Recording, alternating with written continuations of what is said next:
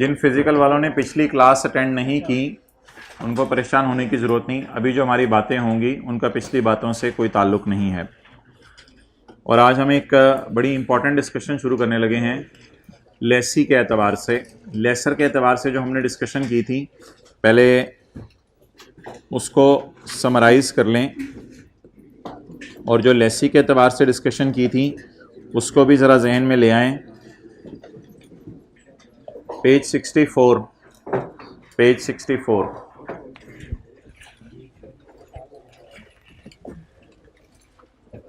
भाई मेरे जो लेसी है ना, लेसी, वो इंटरेस्ट, एक्सपेंस और डेप्रिसिएशन रिकॉर्ड करता है P&L में, और बैलेंस शीट में right of use, lease liability और कभी कभी इंटरेस्ट पेएबल। लेसर दो किस्म के हैं। Sometimes he do not keep asset in books. ये अगले सफे पे आ गया हूं। ही do not keep asset, debit किया साथ ही क्रेडिट कर दिया, तो ऐसा लेसर इंटरेस्ट इनकम रिकॉर्ड करता है, एसेट तो रिकॉर्ड कर नहीं सकता बैलेंस शीट में। तो बैलेंस शीट में लीज रिसीवेबल आता है और इंटरेस्ट रिसीवेबल आता है। क्लियर? ये कौन सा लेसर है? Finance lease, page 65। डन जी। तो लेसर कौन सा होता है? Lessor interest income. परेशान होकर क्यों देख रहे हैं? लेसी क्या रिकॉर्ड करता है? Interest expense. और लेसर वो रिकॉर्ड करता है लीज लाइबिलिटी, ये लीज। वो रिकॉर्ड करता है इंटरेस्ट पेएबल, ये इंटरेस्ट। समझ आ गई बात? बहुत रिलैक्स होकर बैठे थे, टेक लगा के। चेहरे पे परेशानी आती है तो मैं से आगे चला नहीं जाता। अच्छा, पहली बात ये हो गई। आवाज आ रही है?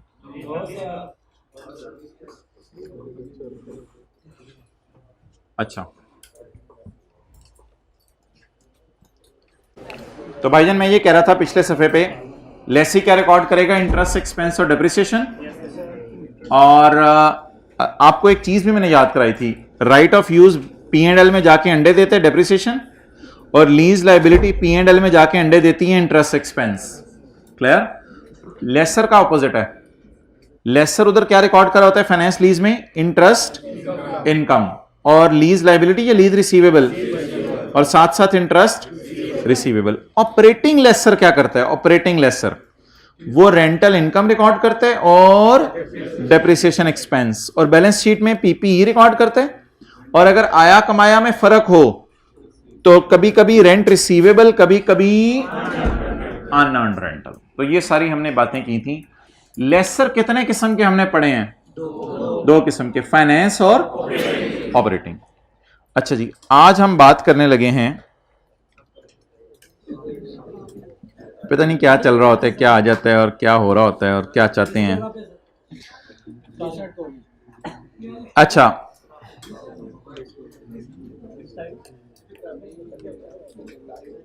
आज आपको बताया जाने लगा है लेसी भी लीज को दो एंगल से देखता है। लेसी भी लीज को दो एंगल से देखता है। इस लीज में मुझे खासियत बताएं क्या है?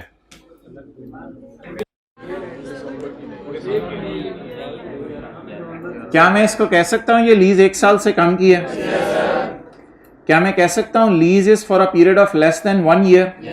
क्या मैं ये कह सकता हूं this lease is short term lease?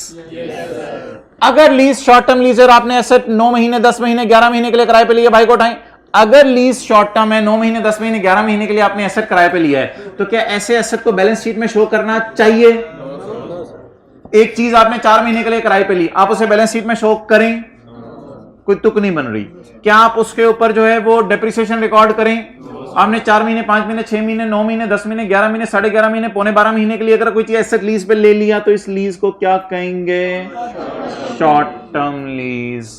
Standard कहते हैं आप इसमें इजाजत है आपको कि एसेट किताबों में शो ना करो, एसेट किताबों में शो ना करो। डन? अच्छा, फिर क्या करें वो अलग बात है। ये क्या है? मोबाइल। चलें ठीक है। ये क्या है? कंप्यूटर। ये क्या है? टैबलेट। टैबलेट। ये क्या है? लैपटॉप। ये क्या है? फोन। ये क्या है? स्टैंडर्ड कहता है अगर इन चीजों को आपने लीज पे लिया है तो इनको बैलेंस शीट में शो ना करो। अगर आपने इन चीजों को लीज पे लिया है तो इनको बैलेंस शीट में शो ना करो। भाईजान इसके अंदर मैंने गाड़ी नहीं डाली, इसके अंदर मैंने प्लांट नहीं डाला, मैंने इसके अंदर मशीन नहीं डाली गोल दायरे में।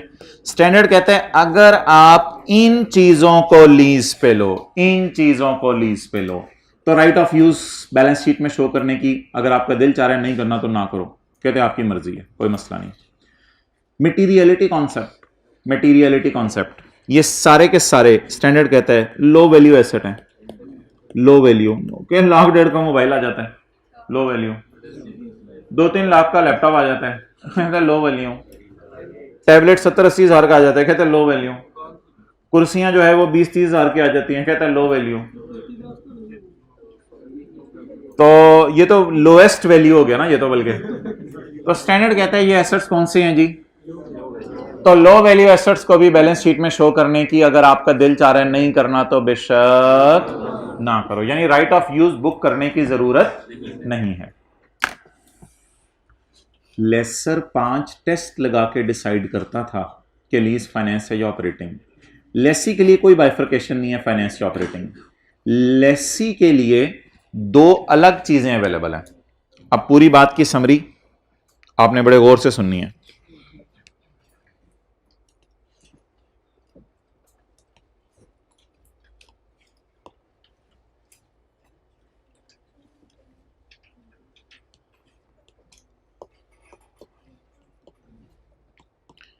ये है लेसर, ये है लेसी।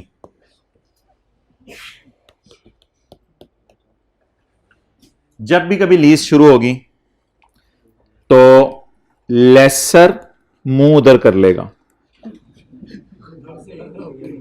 और लेसी मुंह इधर कर लेगा।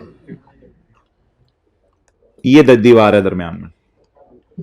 और लेसर क्या करेगा? लेसर लगाएगा 5 टेस्ट। लेसर क्या करेगा? उस लीज के डाटे पे लेसर 5 टेस्ट लगाएगा।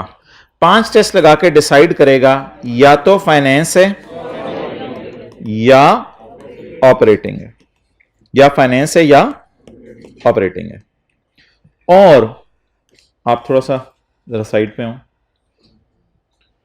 और अगर लीज हुई फाइनेंस तो लेसर एसेट को अपनी किताबों में नहीं रखेगा, और अगर ऑपरेटिंग हुई तो लेसर एसेट को अपनी किताबों में रखेगा।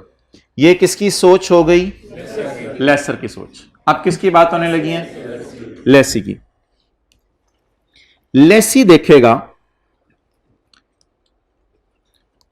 कि भाईजान ये शॉर्ट टर्म लीज है,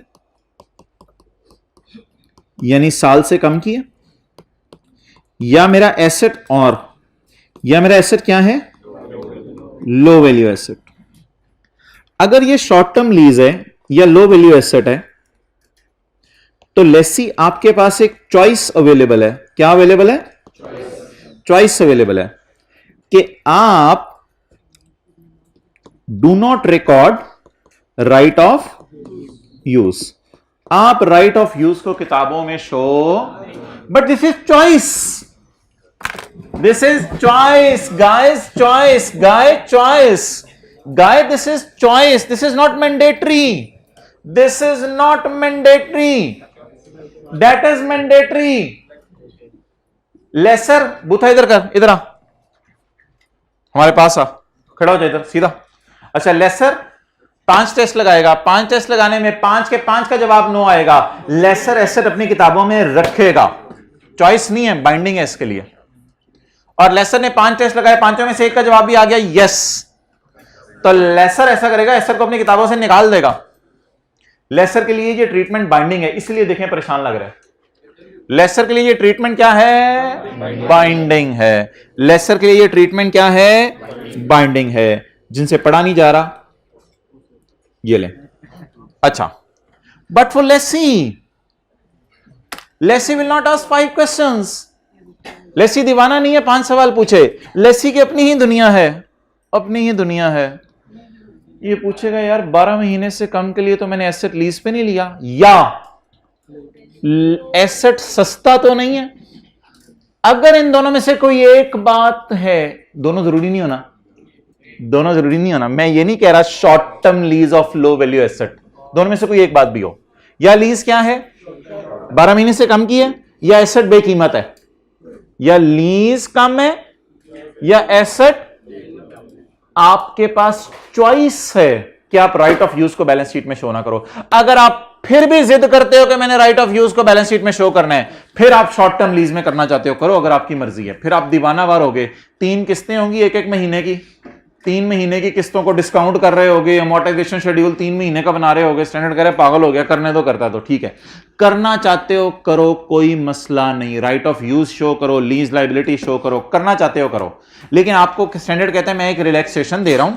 अगर आपका दिल ना चाह रहा हो राइट ऑफ यूज और लीज लाइबिलिटी वगैरह के चक्रों में पढ़ना, और इंटरेस्ट और डेप्रिसिएशन और पता नहीं किन किन चक्रों में पड़ जाते हो, अगर उन चक्रों में पढ़ने का नहीं दिल चाह रहा, तो स्टैंडर्ड कहते हैं तुम्हें मैं चॉइस देता हूं, तुम एसेट को किताबों में शो ना करो। Do not record right of use. इसका मतलब है स्टैंडर्ड आपको चॉइस दे रहा है, रिकॉग्निशन एग्जेम्पशन दे रहा है। क्या दे रहा है? रिकॉग्निशन। रिकॉर्ड करना माफ है। क्या रिकॉर्ड करना माफ है?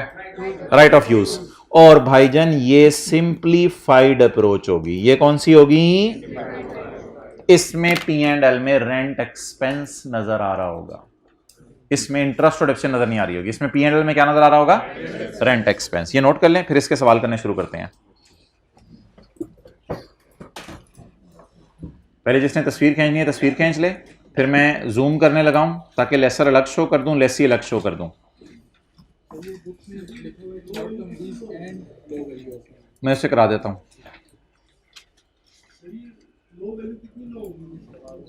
जी, लो वैल्यू एसेट मैंने अभी नहीं बताया लो वैल्यू एसेट कौन सा होता है। लो वैल्यू एसेट की थ्योरी कल मैंने आपको पढ़ानी है। लो वैल्यू एसेट की मैंने जो स्टैंडर्ड ने मिसालें दी थी फिलहाल वो दे दी हैं।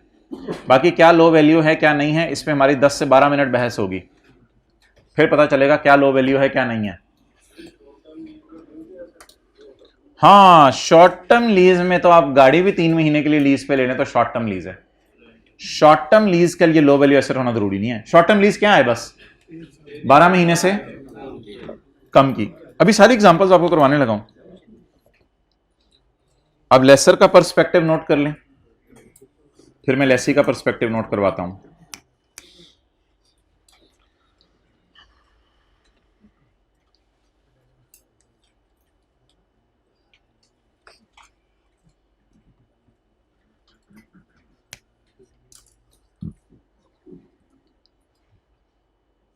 चलें जी, लेसी का पर्सपेक्टिव।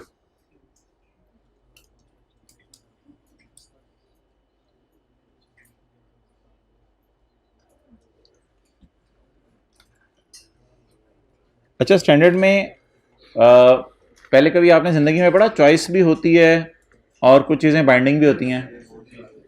स्टॉक को लोअर ऑफ कॉस्ट NRV पे शो करना चॉइस है या बाइंडिंग है?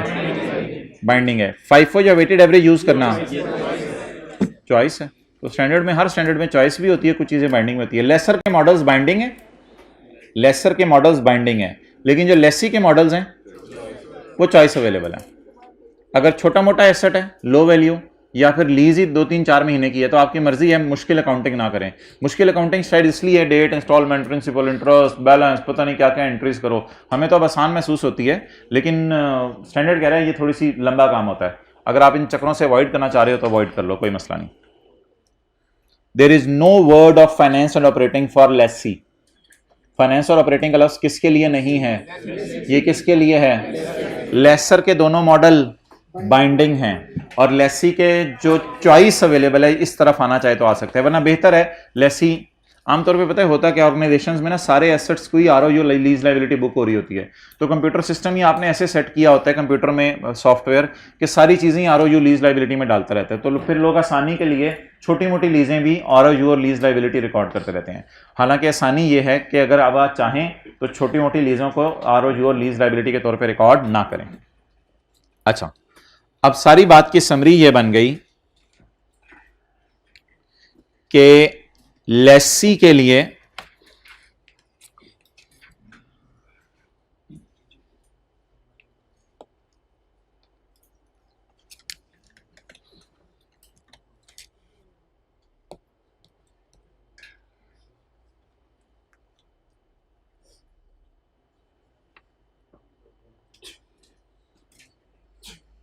अच्छा, लेसी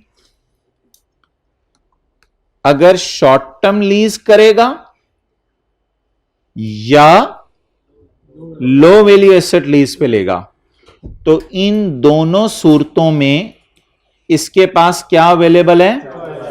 चॉइस कि ये आरओयू डेबिट ना करे बल्कि P&L में रेंट एक्सपेंस डाल दे।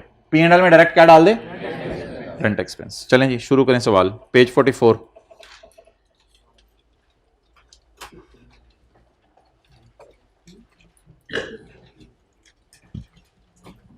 पेज 47। तो आज की क्लास सबसे आसान क्लास है क्योंकि जिस तरह की हमने अकाउंटिंग तकरीबन ऑपरेटिंग लीज में पढ़ी है उसी तरह की होगी। अब आप कह रहे होंगे एकदम लेसी में ऑपरेटिंग लीज कहां से आ गई? नहीं नहीं, लेसी में ऑपरेटिंग लीज है नहीं, लेकिन उस तरह की अकाउंटिंग होगी। Dawlance private limited acquired following assets during year ended 31 December 2015 under the different lease arrangements. क्या लिया जी? प्लांट। कितने अरसे के लिए? क्या लिया है? कितने अरसे के लिए? अभी आप लोगों ने मेरे से नहीं पूछना लो वैल्यू एसेट कौन सा होता है। पेज 47 मैंने आपको जो पिक्चर्स दिखा दी हैं अभी वो ध्यान में रखनी है। पिक्चर्स में लैपटॉप था, जनरेटर लिया है, कितने महीने के लिए? 2 महीने के लिए। अच्छा, अब आपने मुझे बताना है कि किस किस लीज में मैं सिंपल अप्रोच इस्तेमाल कर सकता हूं। सिंपल अप्रोच अभी हमने पढ़ी नहीं, लेकिन वैसे आपसे पूछ रहा हूं, सिंपल अप्रोच इस्तेमाल कर सकता हूं। जनरेटर क्या 2 महीने की लीज है? तो जनरेटर लो वैल्यू नहीं है। अच्छा, हाई वैल्यू कोई लफ्ज नहीं है। लो वैल्यू या not a low value, high value कोई अपनी तरफ से लफ्ज नहीं बना लेना। तो ये कौन सी लीज है जी? Short term lease. तो मैं इधर लिखता रहता हूं, जनरेटर की लीज क्या हो गई? Short term lease. लैपटॉप 3 साल के लिए किराए पे लिया है, 3 साल की वजह से शॉर्ट टर्म तो मैं इसको कह नहीं सकता, लेकिन क्या लैपटॉप इन पिक्चर्स में नजर आ रहा था?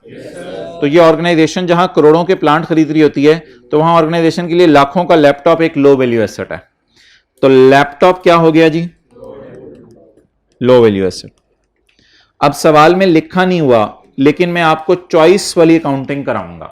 सवाल में लिखा नहीं हुआ, सवाल साइलेंट होगा तो आप भी चॉइस वाली अकाउंटिंग कीजिएगा। चॉइस का क्या मतलब है? आसान अकाउंटिंग। आसान अकाउंटिंग का क्या मतलब है? चॉइस का क्या मतलब है? दोनों में मैं चॉइस लगाने लगा हूं। Do not record right of use, ये चॉइस वाली अकाउंटिंग है। Recognition exemptions, do not record right of use. Plant low value है, not a low value, excellent, not a low value. Short term lease है या 1 साल से ज्यादा की है, तो ये तो मेरे ख्याल से नॉर्मल तरीके से हम कर लेंगे जिस तरह करते थे। इसका नाम फाइनेंस ऑपरेटिंग ना रखें, इसको नॉर्मल तरीके से ट्रीट कर लेंगे। चलें जी, let's start. Pass the journal entries. Journal entries करनी है आपने। अब ये पहली वाली लीज मैं नहीं आपको करा रहा, पहली वाली लीज मैं इधर से आपको दिखा देता हूं। पहली वाली लीज देख लें।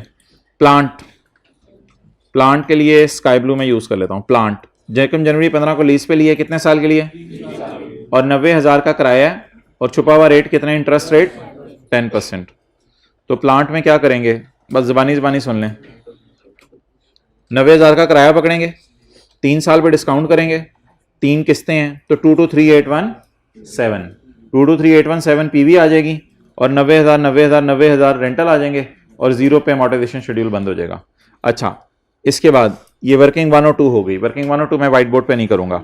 नेक्स्ट, अब बैलेंस शीट में क्या आएगा? और P&L में क्या आएगा वो देख लें। P&L में इंटरेस्ट चला जाएगा 22382 का। तो प्लांट के लिए मैं स्काई ब्लू यूज कर रहा हूं। इंटरेस्ट एक्सपेंस प्लांट का 22382 P&L में चला जाएगा और डेप्रिसिएशन चली जाएगी प्लांट की 74606। वो आप खुद निकाल लेंगे, उसकी मुझे टेंशन नहीं। अच्छा, बैलेंस शीट में क्या जाएगा? राइट ऑफ यूज प्लांट चला जाएगा, क्लियर। और लीज लाइबिलिटी में हमारे साल की पेमेंट के नीचे लाइन लगा देंगे, ये करंट में चला जाएगा और ये नॉन करंट में चला जाएगा। 7438081819, ये 74380818, ये होती है सिंपल अकाउंटिंग, जिसमें इंटरेस्ट भी आता है, डेप्रिसिएशन भी आती है और बैलेंस शीट के मुंह पे राइट ऑफ यूज आता है और लीज लाइबिलिटी आती है। प्लांट को मैंने लिफ्ट नहीं कराई, प्लांट को मैंने आपको यहीं से करवा दिया है। और प्लांट की जनरल एंट्रीज क्या होंगी? Right of use debit, lease liability, interest debit, cash credit, डेप्शन debit, account डेप्शन credit. अच्छा जी, अब आ जाएं भाईजान लैपटॉप की तरफ। बता दें कितने साल इसकी लाइफ है? 3 साल लीज टर्म है, माजरत लाइफ नहीं। और लो वैल्यू एसेट है या not a low value? Low value, इसलिए मैं चॉइस यूज करने लगा और मैं राइट ऑफ यूज को रिकॉर्ड नहीं करूंगा। ₹2000 एनुअली इसका कराया है एरियर में विद 5% रिडक्शन एनुअली, तो 5% रिडक्शन होनी है हर साल। वर्किंग नंबर 3 समझ लें, वर्किंग नंबर 3 1 और 2 उसकी थी एलपी और पीबी ऑफ एलपी की। वर्किंग नंबर 3 ये मैं करने लगा हूं किसके लिए? वर्किंग लैपटॉप के लिए। अच्छा, ये ना ऑपरेटिंग लीज नहीं है, लेकिन लकीली अकाउंटिंग उससे ऐसी है। ये ऑपरेटिंग लीज नहीं है, लेकिन लकीली अकाउंटिंग उससे ऐसी है। क्या? उधर रेंटल इनकम आती थी, इधर रेंट एक्सपेंस आएगा। बताएं ये कौन कौन से कॉलम डालेंगे? डेट और इंस्टॉलमेंट। 2000 कराया है भाईजान, ये डिस्काउंट रेट नहीं है, खुदा के लिए ये डिस्काउंट रेट नहीं है, ये रेंटल की डिक्रीज है। तो 2000 पे कराया पहले साल होगा 31 दिसंबर 15, इसके ऊपर लगाएं 95% या इसका 5% माइनस कर दें। 31 दिसंबर 16 1900 1805। टेस्ट में आपने देखा था एक सवाल बड़ा मजे का है, पहला वाला मजे का ना। कितने लोगों ने दिया टेस्ट? जरूर मजे का सवाल है, मुंह में पानी आ गया होगा जी। 570 ओके। अब बता दें जी, खर्चे को भी स्ट्रेट लाइन बेस पे मैं डालूंगा। उधर किसको स्ट्रेट लाइन बेस पे डालते थे? इनकम को। इधर किसको स्ट्रेट लाइन बेस पे डालेंगे? खर्चे को। रेंटल इनकम लिखूं या अब रेंट एक्सपेंस लिखूं? मैं लेसी हूं या लेसर हूं? लेसी इसको ऑपरेटिंग लीज की वजह से स्ट्रेट लाइन पे बुक करने लगा है, या इसको लो वैल्यू एसेट होने की वजह से? लो वैल्यू एसेट होने की वजह से। सिंपल अप्रोच यूज करने लगा जी। 5705 divided by 3 1902 clear? Per annum.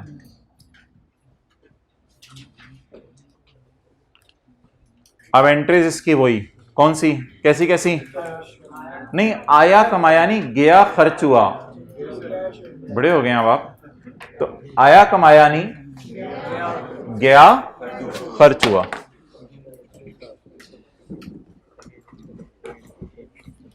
अच्छा, मुझे वो अल्फाज बता दें जो हम यूज करते हैं इंट्रो की क्लास में एक्रूअल्स के टॉपिक में।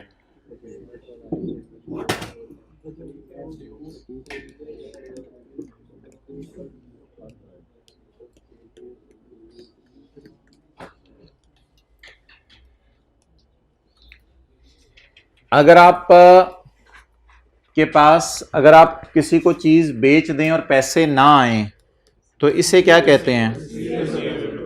रिसीवेबल। अगर आपके पास ज्यादा पैसे आ जाएं और अभी चीजें ना बेची हों, एडवांस या अर्न्ड। अच्छा, खर्चों में आ जाए, खर्चों में आ जाए। अगर आपने बिजली इस्तेमाल कर ली है और बिल नहीं दिया, पेएबल। और अगर आपने 12 महीने बिजली इस्तेमाल की, जज्बात में आके 14 महीने का बिजली का बिल दे दिया, तो 2 महीने का बिजली का बिल प्रीपेड, या फिर आपने किस में जमा करवा दिया है, एडवांस में जमा करवा दिया है। अगर आपने पढ़ लिया, कॉलेज में फीस नहीं दी, तो आपके लिए फीस पेएबल, और कॉलेज के लिए अगर आपने पढ़ा नहीं और अभी अगले से अगले 2-3 सेशन की फीसें जमा करवा दी, तो आपके लिए प्रीपेड एडवांस में पे कर दी। और कॉलेज के लिए अर्न्ड या अनअर्न्ड। तो ये दो लफ्ज इस्तेमाल होते हैं। और उधर हम कौन सा लफ्ज इस्तेमाल करते थे, बैलेंस शीट में कभी कभी रेंट रिसीवेबल शो करते थे और कभी कभी अनअर्न्ड रेंटल, और इधर हम बैलेंस शीट में कभी कभी और कभी कभी प्रीपेड शो करेंगे। लेकिन एक बात याद रखिएगा, उधर हम एक अकाउंट बनाते थे सिर्फ रिसीवेबल का, मैंने कहा था अनअर्न्ड का अकाउंट ना बनाएं, अकाउंट एक ही बनाएं। किसका, रिसीवेबल का। और इधर भी मैं आपको कहूंगा एक ही अकाउंट बनाएं, किसका, पेएबल का, प्रीपेड का, पेएबल का। अच्छा, उधर जो रिसीवेबल का अकाउंट हमने डिराइव किया था, वो किससे डिराइव किया था, डेटर अकाउंट से। डेटर डेबिट सेल क्रेडिट, और कैश डेबिट डेटर क्रेडिट। और इधर जो पेएबल का अकाउंट हम डिराइव करेंगे वो किससे करेंगे, क्रेडिटर से। क्रेडिटर से कैसे डिराइव करेंगे, परचेज डेबिट क्रेडिटर क्रेडिट, और cash debit, sorry creditor debit cash credit. Clear. अच्छा, इन अकाउंट्स को बदला कैसे था, इन अकाउंट्स को बदला कैसे था, डेटर की जगह क्या लिखा था, बोले बोले बोले बोले, रेंट रिसीवेबल, और सेल की जगह रेंटल इनकम। और क्रेडिटर की जगह बोले बोले बोले बोले, रेंट पेएबल, और परचेज की जगह रेंट एक्सपेंस। नोट कर लें ताकि डेरिवेशन भी याद रहे इनकी। वो डेटर से निकला था अकाउंट, और ये वाला किससे निकलेगा, क्रेडिटर से।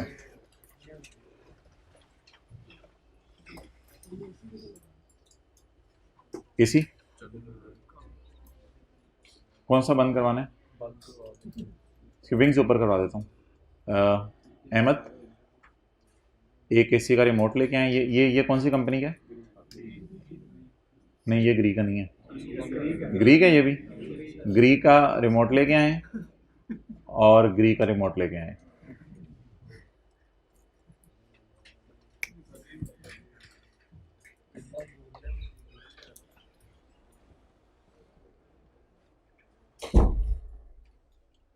उसके पर ऊपर करें और इसके पर खोल दें।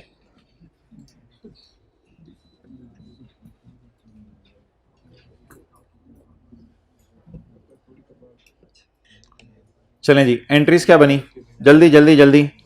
कैश डेबिट डेटर क्रेडिट, बताएं जल्दी। एंट्रीज भी नीचे लिखनी है ना। क्या एंट्री बनेगी, कैश डेबिट डेटर क्रेडिट या रेंट रिसीवेबल क्रेडिट। और दूसरी एंट्री डेटर डेबिट और सेल या रेंटल इनकम। अच्छा, इसकी एंट्रीज क्या बनेंगी, बोले।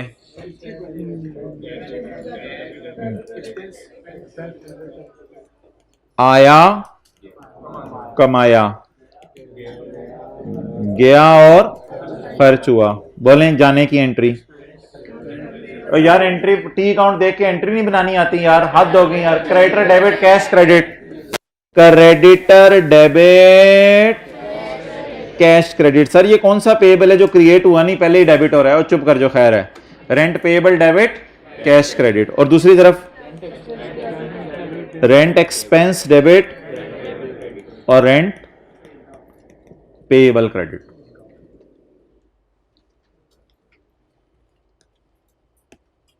ये लाइन आ गई बीच में दोनों के।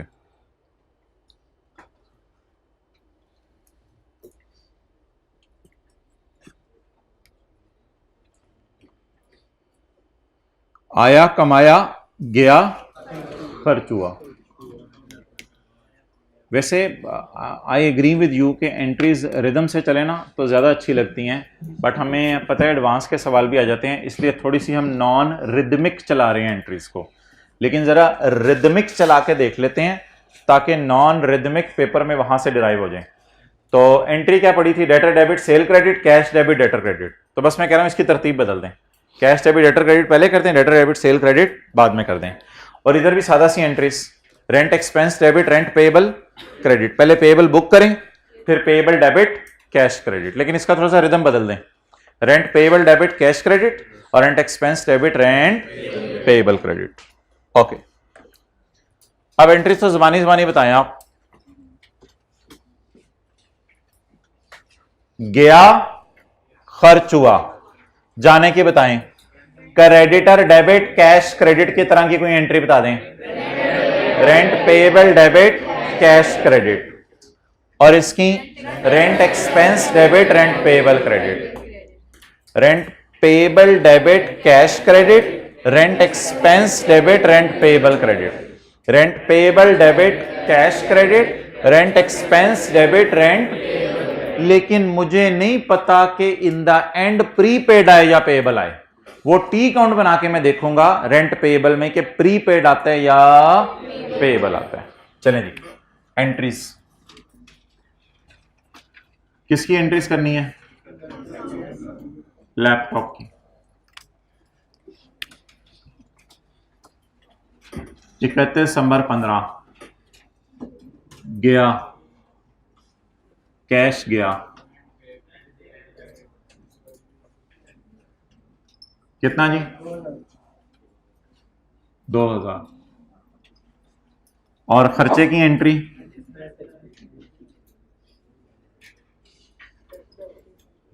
गया खर्च हुआ, जी बोलें। रेंट एक्सपेंस डेबिट, और इस एंट्री को पता क्या कहते हैं? बुक करना और पे करना, बुक करना खर्चा और पे करना जी। 1902 जी, 31/12/16 करवाएं जी। Rent payable debit cash credit,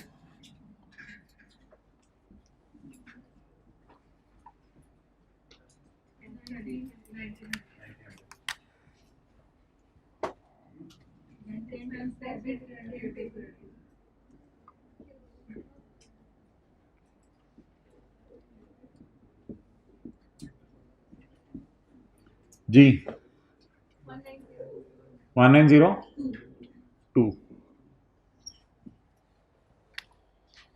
और आगे 31/12/2017।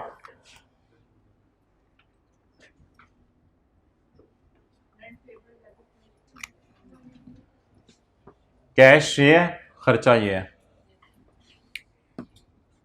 अच्छा, इस पे ऐसे भी याद रखें आसानी के लिए, देखें इधर, कैश खर्चा,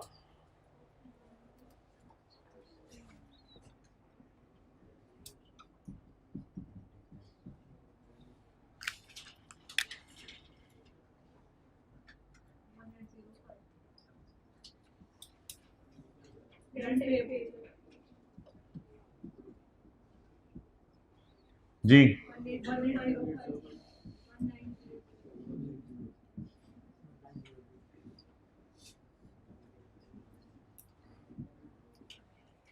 और 3 साल गुजरेंगे, लेसी लेसर को ये एसेट उसके मुंह पर सॉरी वापस करेगा, बी पॉजिटिव। तो लेसी लेसर को ये एसेट 3 साल बाद वापस करेगा। ये ऐप हट अपना लैपटॉप।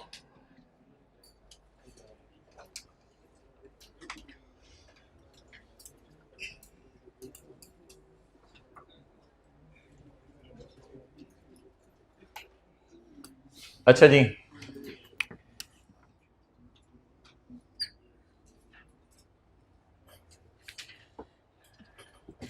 वैसे आपके सामने रेंट पेबल का अकाउंट बनाने लगा हूं फिगर्स के अलावा, इस सवाल की फिगर्स यूज नहीं करा मैं। रेंट पेबल खर्चा कैश। नाम तो पेएबल है, लेकिन मैंने आपको कह दिया उधर भी नाम रिसीवेबल होता था, कभी कभी उसे अनअर्न कह देते थे, तो नाम पे नहीं जाना आपने कैरी डाउन की नेचर देखनी है।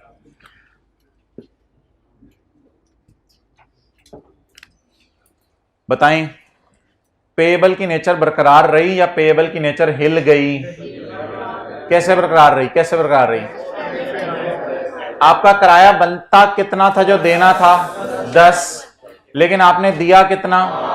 तो आप अपने आप को 2 रुपए देने के लिए, अगर किसी ने किराया मांगा 10, आपने दिया 8, तो आप 2 के लिए अपने आप को, और आपको पता है कैरी डाउन लाइबिलिटीज के इधर आते हैं, करंट लाइबिलिटी। बट अगर किसी ने किराया मांगा 10 और आप जज्बात में थे, आपने दे दिया 11, अब आप मुझे बता दें क्या ये पेएबल है या ज्यादा पे कर दिया है? ज्यादा पे कर दिया है। खर्चा कितना था? 10। बिस्किट के 50 रुपए थे, आप उसे 55 दे के आ गए, इसका मतलब है आप एडवांस में पैसे दे आए। तो खर्चा था 10, आपने पे कितना कर दिया? 11। कितना ज्यादा पे कर दिया? 1। इस 1 के बदले फ्यूचर में आप उससे और भी घर किराए पे ले सकते हैं या कुछ भी कर सकते हैं, वो आपकी मर्जी है। तो 1 ज्यादा दे दिया या देएबल है? ज्यादा दे दिया या पेएबल है?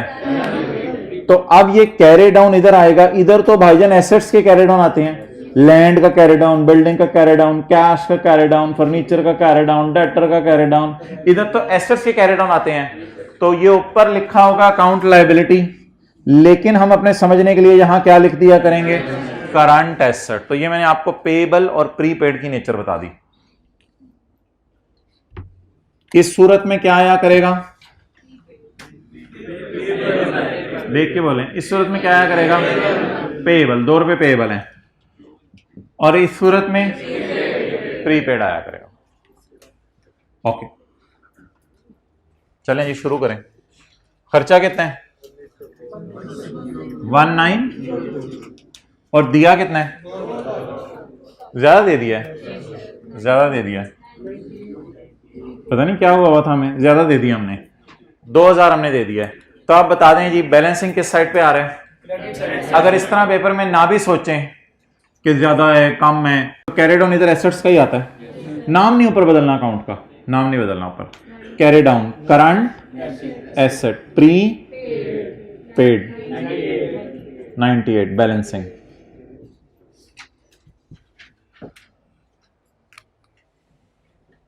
क्लियर? इसी तरह दूसरे और तीसरे साल का अकाउंट बन जाएगा। वो भी मैं नहीं बना रहा, क्योंकि दूसरे और तीसरे साल की एंट्रीज भी हमसे नहीं मांगी हुई थी, ये भी मैं मिटा रहा हूं। तो हमसे सिर्फ किस साल की एंट्रीज मांगी हुई है? पहले साल की। तो ये पहले साल की एंट्रीज हैं आपके सामने।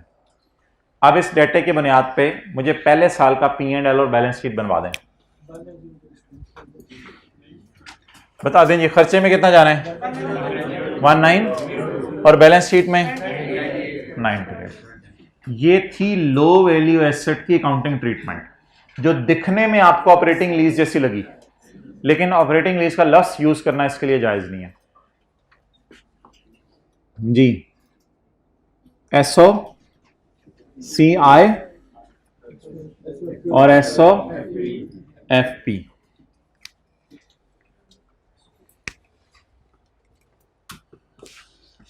भाई रेड मार्कर मुझे चाहिए।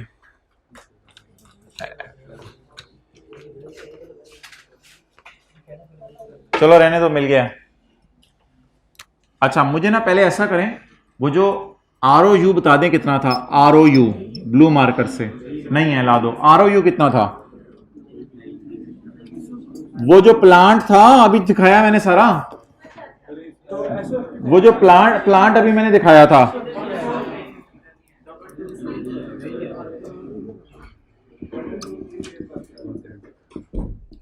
ROU कितना था? डेप्रिसिएशन भाई वो जो मैंने आपको दिखा दिया सारा स्काई ब्लू से, वो पूछ रहा हूं। 149,211, ऐसे ही जरा समझने के लिए ताकि पूरी पिक्चर सामने आ जाए। 149,211, इसमें नॉन करंट लायबिलिटी थी और करंट लायबिलिटी थी, करंट पोर्शन। ये ब्लू मार्कर से मैं शो कर रहा हूं किसको? प्लांट को। 81819 और 74380। 81819 74380।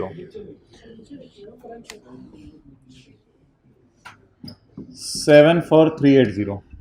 अच्छा, इंटरेस्ट कितना था प्लांट का और डेप्रिसिएशन कितनी थी प्लांट की? 22382 74606। ये मैंने ब्लू मार्कर से आपको प्लांट के साथ सलूक करके दे दिया है। अब हमारी ऑर्गेनाइजेशन ने प्लांट के साथ साथ एक और चीज भी लीज पे ली हुई है, दैट इज लैपटॉप। वो मैंने शो भी ब्लू मार्कर से किया सारा, और अभी भी मैं ब्लू मार्कर से शो करने लगा हूं। अब ब्लैक वो मैंने ब्लैक मार्कर से शो किया, यहां भी ब्लैक मार्कर से शो करने लगा हूं। अब आप मुझे बता दें एसओसीआई में क्या जाएगा? रेंट एक्सपेंस कितना? 1902। किसका? लैपटॉप का 1902। और करंट लायबिलिटीज में जाएगा या करंट एसेट्स में? करंट एसेट्स में क्या? प्रीपेड रेंट कितना? 90। मुझे बताएं ये ब्लैक मार्कर से जो मैंने शो किया है इसे मैंने रिकॉग्निशन एग्जेम्पशन क्यों नाम दिया है? क्योंकि हमने राइट ऑफ यूज और लीज लायबिलिटी रिकॉर्ड नहीं किया। मुझे बताएं मैंने जो ब्लैक मार्कर से शो किया लैपटॉप, इसे मैंने सिंपलीफाइड अप्रोच क्यों कहा है? क्योंकि सिंपल अप्रोच है। ब्लू मार्कर तो देखें जान ले ली थी, पता नहीं क्या क्या नजर आता है। ये सिंपल अप्रोच है, लेकिन आई अगेन से it is choice. It is choice, it is by choice. अगर आपका दिल चाहे लैपटॉप के बारे में तो स्टैंडर्ड कह रहे हैं मैं आपको मना नहीं कर रहा। आपका अगर दिल चाहे तो इंस्टॉलमेंट के आगे प्रिंसिपल इंटरेस्ट बैलेंस का कॉलम डालो, आप डालो, कोई मसला ही नहीं। डाल के आप इसको भी लैपटॉप को भी इस मॉडल पे ले आओ। वो कहते हैं आपकी मर्जी है। लेकिन अगर आप सिंपल अप्रोच की बात करो तो कहते हैं मेरी तरफ से इस ब्लैक मार्कर वाली अप्रोच की भी इजाजत। ऐसी सूरत में इंटरेस्ट और डेप्रिसिएशन नजर नहीं आएगा, बल्कि क्या नजर आएगा? Rent expense. और बैलेंस शीट में एसेट नजर नहीं आएगा, क्योंकि लीज एसेट आपने छोटी सी चीज लीज पे ली हुई है, एसेट शो करने की जरूरत नहीं। कोई प्रीपेड रेंट या रेंट पेबल है तो वो शो कर दो। अब क्या रह गया? जनरेटर। जनरेटर के लिए मैं रेड मार्कर यूज करता हूं। जनरेटर, जन रे जनरेटर कितने के जी? ना कितने का पता नहीं, कितने के हम तो किराए पे लिया हुआ है। कितने का हमें क्या पता नहीं, लाखों का जनरेटर आता हो। जनरेटर कितने रुपए किराए दे रहे हैं? 20,000 पर मंथ। कितने महीने किराए पे लिया? 2 महीने किराए पे लिया। बाद में उससे हमने अपना जनरेटर ले लिया, हमारा तो अपना लेवल है। तो अभी हमने फिलहाल कितने अरसे के लिए किराए पे लिया है? 2 महीने के लिए। किस दिन किराए पे लिया? ये कम जनवरी 15 को। तो जनवरी का किराया जनवरी में दे दिया होगा, सवाल में नहीं लिखा हुआ तो दे दिया होगा। फरवरी का किराया फरवरी में दे दिया होगा। तो बस 2 एंट्रीज कर दें, एक करनी है एक कर दें, आपकी मर्जी है। जनवरी फरवरी की इकट्ठी एंट्री कर दें, अलग अलग करनी है अलग अलग कर दें। तो एक एंट्री में करने लगा हूं लाल मार्कर से। लाल की कसर रह गई थी तो लाल कर दें। Rent expense debit, cash credit. कितने से? 40,000। कैसे? बच्चों वाली बात। 20,000 महीने का किराया, तो 2 महीने का किराया कैलकुलेटर के बगैर 40,000। इसका या प्रीपेड क्यों नहीं आया? क्योंकि अभी दिसंबर नहीं आया था, जनवरी फरवरी में ही जनरेटर हमने किराए पे लेके किराया पे कर दिया था, वरना इसका भी प्रीपेड पेबल आ सकता था, कोई मसला नहीं। तो इसको आप कहां शो कर दें? सिर्फ P&L में। किस नाम से? किसका? जन रे टर 40,000। So that is all. इसमें भी चॉइस है, अगर आपका दिल नहीं चाह रहा तो फिर 2 महीने का अमोर्टाइजेशन शेड्यूल बनाएं, प्रिंसिपल इंटरेस्ट में स्प्लिट करें, 2 महीने की डिडक्शन चार्ज डालें, फिर इसके ऊपर पीबी ऑफ एलपी निकाल के और सब कुछ। अगर सवाल में नहीं लिखा होगा तो बाय डिफॉल्ट आप एज्यूम करोगे चॉइस अवेलेबल है, यानी आप सिंपल अप्रोच की तरफ ही जाओगे। नहीं, वो अगर देगा तो बताएगा। वैसे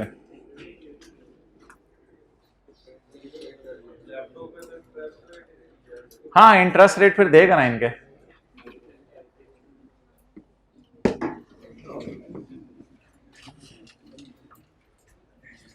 So that was all about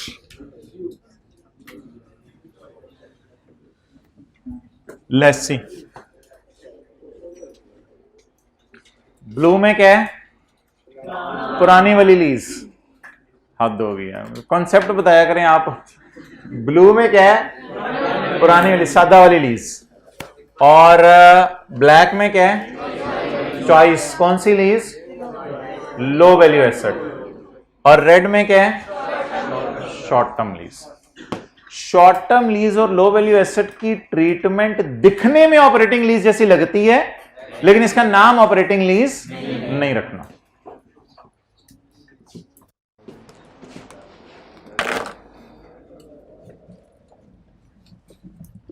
okay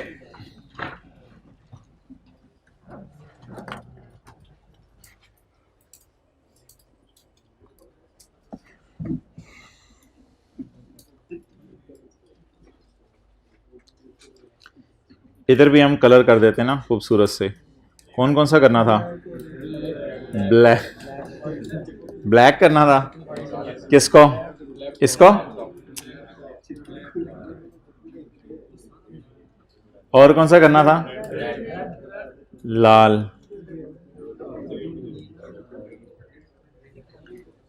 आप लोग कलर ब्लाइंड है। अच्छा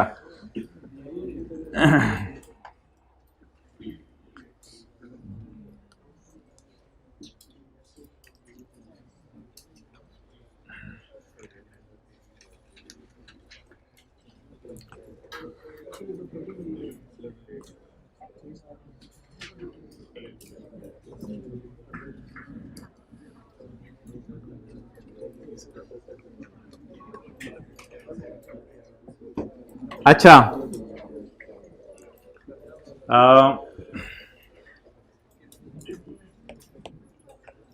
लेसर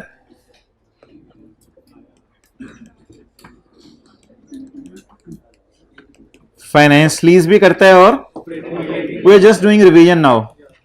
या guys saying yeah okay yo lessee के पास एक अप्रोच है अवेलेबल, सादा अप्रोच। एक अप्रोच कौन सी है? Simple approach. लेकिन ये चॉइस है, चॉइस है, ठीक है। और ये दो जगह पे अवेलेबल है, शॉर्ट टर्म लीज और लो वैल्यू एसेट।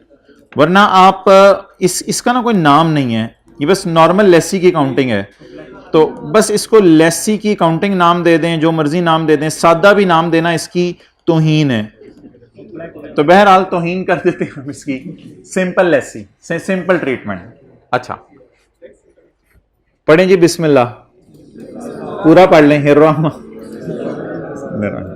अच्छा जी, शुरू वाली क्लासों में ना हमने ये शुरू किया था लेसी, और हम P&L में क्या डालते थे?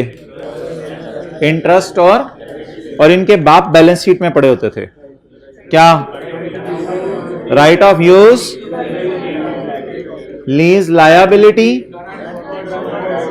और इंटरेस्ट पेएबल।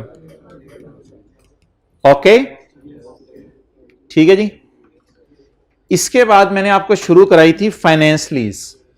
ये बताना पड़ा कि क्या क्या करवाया था। इसके बाद क्या करवाई थी?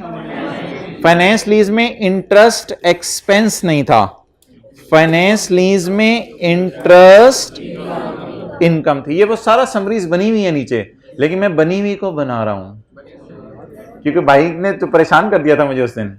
अच्छा, इंटरेस्ट इनकम और बैलेंस शीट। बैलेंस शीट में बोले लीज रिसीवेबल और इंटरेस्ट। इस तरह हमने डंकी को चलाना शुरू किया था।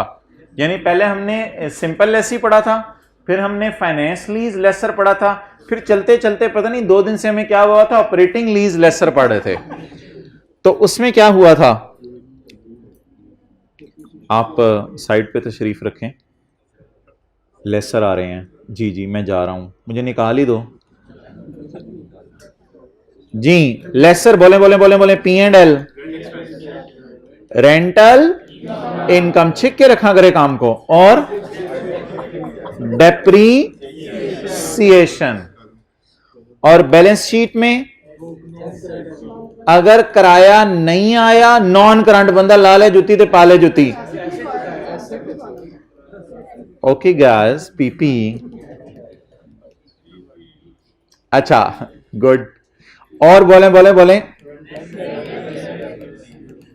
रेंट रिसीवेबल, इंटरेस्ट, जाने दें, छोड़ें।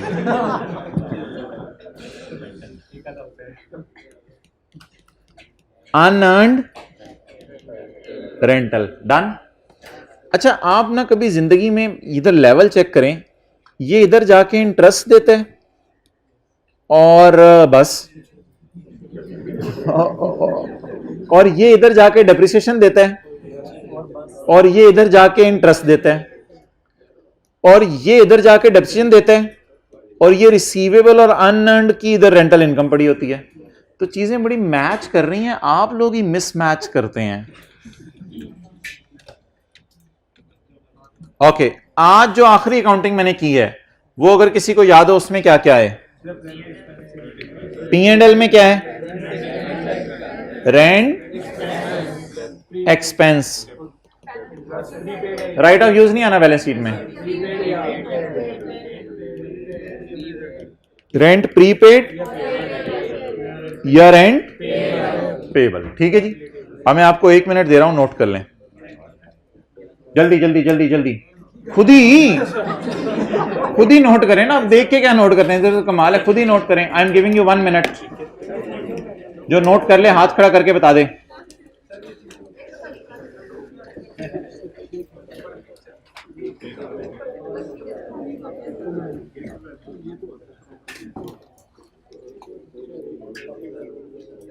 तस्वीर बाद में लेना भाई, फिर नोट नहीं करोगे।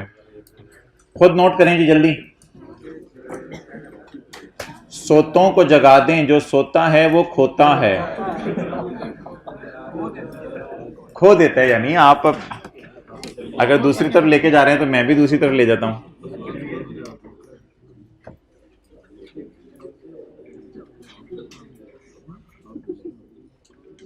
और भाई करें तो सही, 70-80% भी सही हो गया तो काफ़ी है। ICAP ने तो 50% वाले को पास रखा हुआ है। अजीब लोग हैं वैसे, 70-80% वाले को पास रखते हैं। 50 नंबर ले ले बंदा पास, यार हद होगी यार, अद्धे नंबर नहीं ले सकता। रशीद साथ वाले यार, अद्धे नंबर नहीं बंदा ले सकता। वैसे कभी अकेले में बैठ के ना सोचिएगा जनरेटर के पास कि आधे नंबर नहीं ले सकता मैं।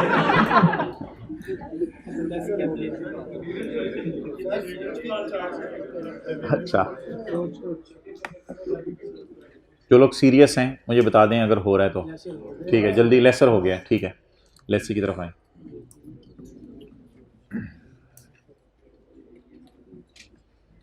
कुछ नहीं, अभी शुरू किया है, जल्दी करो।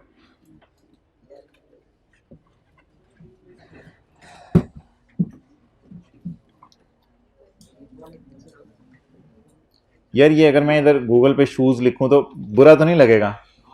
ऑनलाइन वाले बुरा तो नहीं बनाएंगे? घर वाले भी बैठे होते हैं, साथ लेक्चर ले रहे होते हैं, शूज फॉर मैन लिख देते हैं। अब मैं ये जूता लाने लगा हूं, जिसने गलती की ना उसके लिए। यार ये वाली कर लो, सॉफ्ट वाली।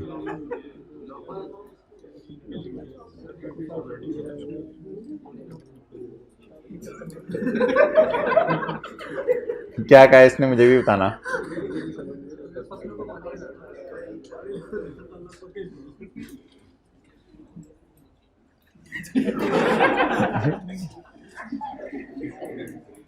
चलें, ये पहनने के लिए है, तू कुछ और समझ रहा है।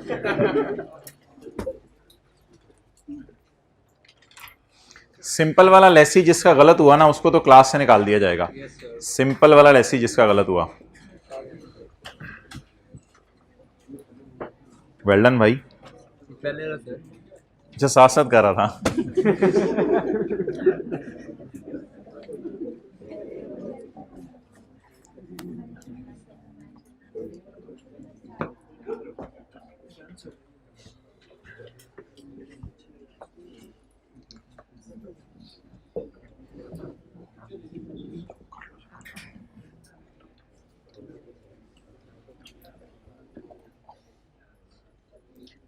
हाइब्रिड में सेकंड रो वाले भाई मुझ शर्मा रहे हैं, उनको नजर नहीं आ रहा। मैं जूम करता हूं यार, किधर गया है मेरा जू।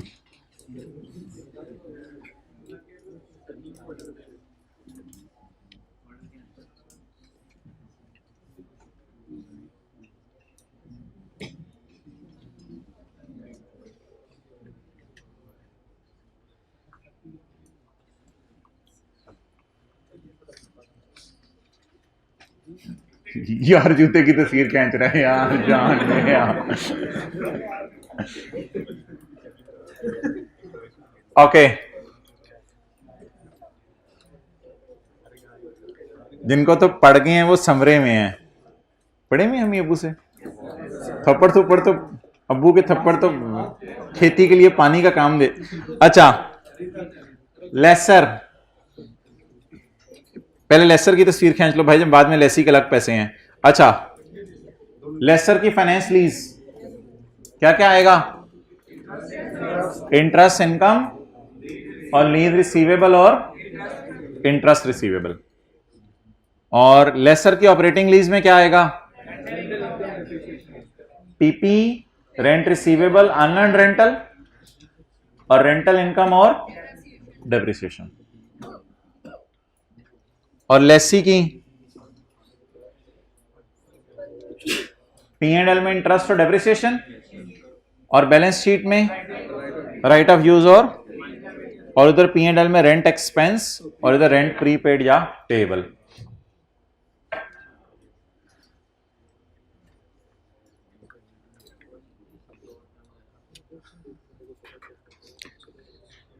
अच्छा, आप महसूस करें ये और ये आपस में एक दूसरे का ऑपोजिट हैं, सिवाय इसके कि एसेट नजर नहीं आ रहा।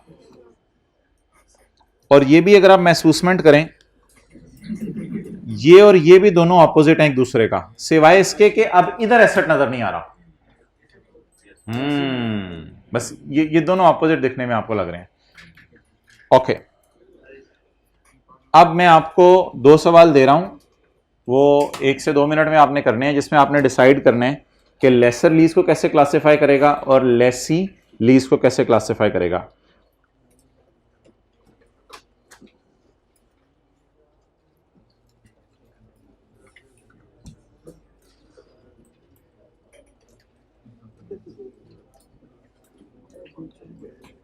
जी,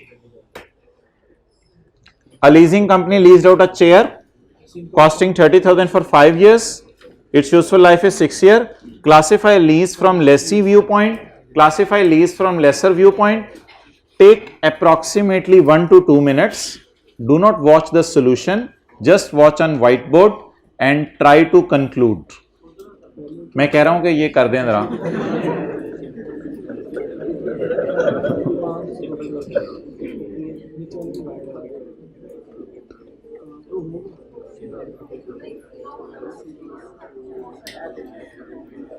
यार अजीब दीवाने लोग हैं। अब वो उस दिन चला रहे थे कि वालिदैन बच्चों की फाइफो बेस पे शादी करते हैं।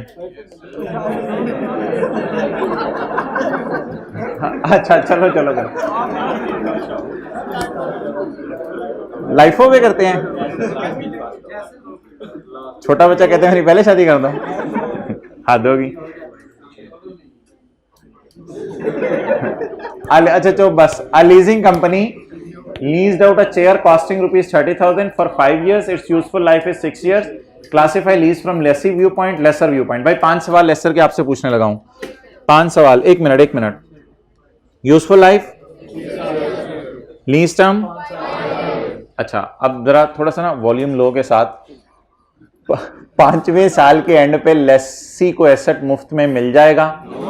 नो।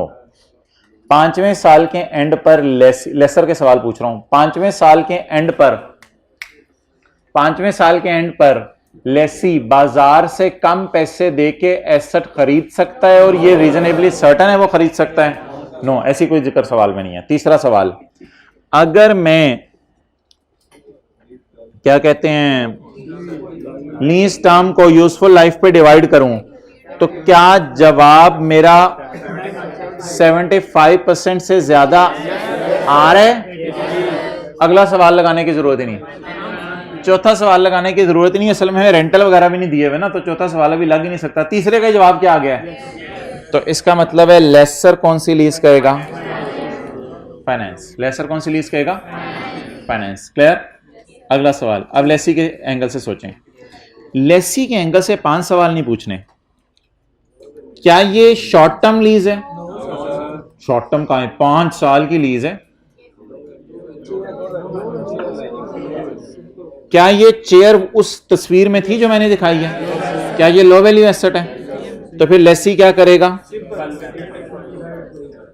सिंपल अप्रोच लगाएगा। ऑप्शन उसके पास अवेलेबल है कि सिंपल अप्रोच लगाए, और इसको कौन सा लीज कह दे? Low value asset. डन। अब लेसर कौन सी एंट्रीज करेगा? फाइनेंस लीज वाली, खामोश। और लेसी, लेसर वर्किंग में करेगा जीआई और एनआई। यार आप समझे ना चीजों को। लेसर जीआई और एनआई से शुरू करेगा और date, installment, principal, interest, balance का कॉलम बनाएगा। लेसी सिंपल अप्रोच यूज करेगा, डेट और इंस्टॉलमेंट डालेगा और उनको सिर्फ स्ट्रेट लाइन बेस पे रेंट एक्सपेंस रिकॉर्ड कर देगा। अगला करें।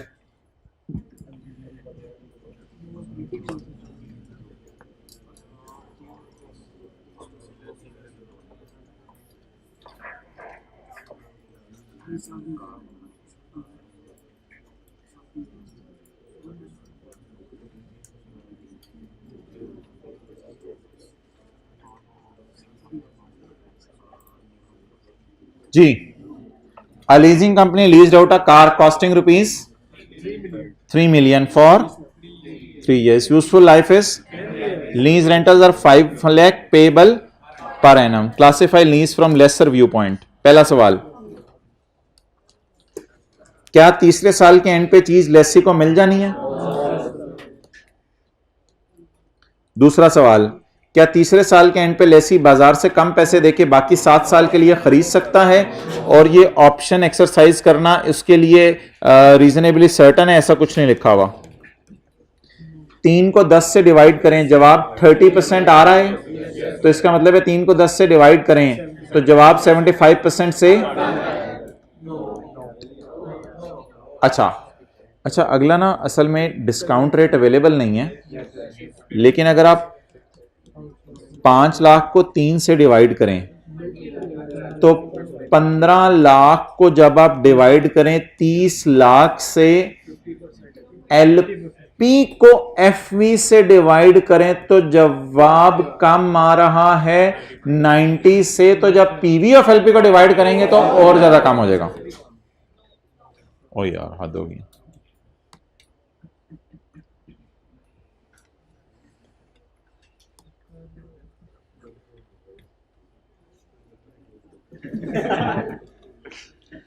अच्छा चलिए एक और काम कर लेते हैं,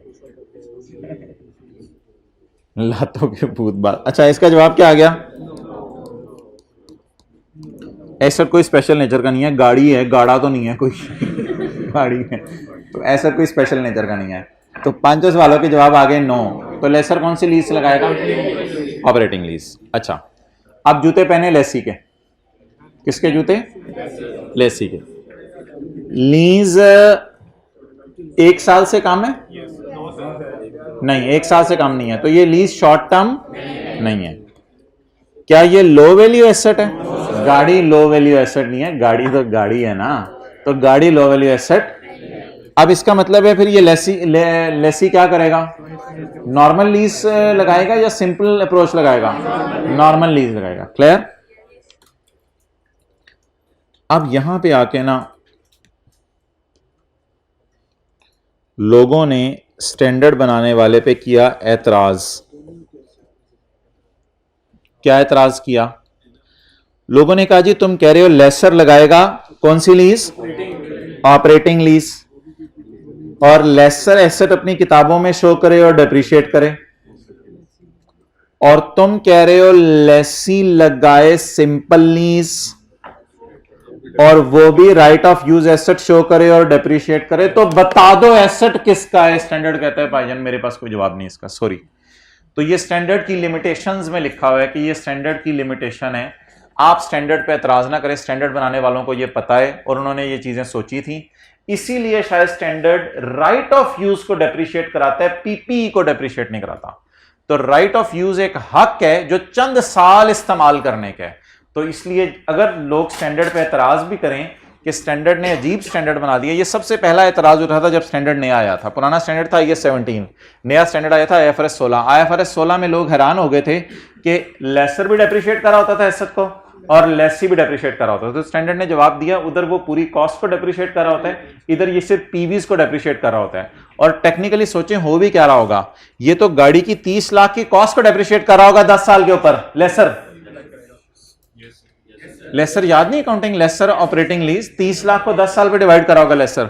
लेकिन लेसी तो 15 लाख की पीवी निकाल रहा होगा, 5 लाख की पीवी, 15 लाख की पीवी को 12-13 लाख आएगी और वो 12-13 लाख को 3 साल पे डेप्रीशिएट कर रहा होगा। तो वो राइट ऑफ यूज को डेप्रीशिएट कर रहा होता है, ना कि एसेट की प्राइस को। तो इस बहस में मुझे जाने की जरूरत नहीं थी, हमें हमारे सिलेबस या हमारे स्कोप में ये बहस नहीं है। बहरहाल इस स्टैंडर्ड पे लोगों ने एतराज किया हुआ है कि अजीब सा स्टैंडर्ड है, दो लोग एसेट को क्या कर रहे होते हैं? डेप्रीशिएट। लेकिन स्टैंडर्ड कहते हैं मुझे इससे कंसर्न नहीं है। लेसर 5 टेस्ट लगाया करेगा, डिसाइड किया करेगा फाइनेंस या ऑपरेटिंग। लेसी कोई टेस्ट नहीं लगाएगा। अगर एसेट हल्का फुल्का हुआ, लो वैल्यू, हल्का फुल्का लो वैल्यू एसेट हुआ, या लीज क्या हुई? शॉर्ट टर्म लीज हुई, तो इस सूरत में वो रेंट एक्सपेंस शो कर दे बैलेंस शीट में, P&L में। इंटरेस्ट और डेप्रिसिएशन शो करने की इजाजत नहीं है। वो शो ही क्या जो किया, रेंट एक्सपेंस शो करने की, जो भी मैं बात कर रहा था, इस लीज में रेंट एक्सपेंस शो करना है और उसमें इंटरेस्ट और डेप्रिसिएशन शो करनी है। ठीक है, बात करते करते शायद हम कहीं और निकल गए थे। ओके, चलें, अब मैं आपको 2 मिनट दे रहा हूं, आप मुझे एग्जाम्पल 7 कर दें। एग्जाम्पल 7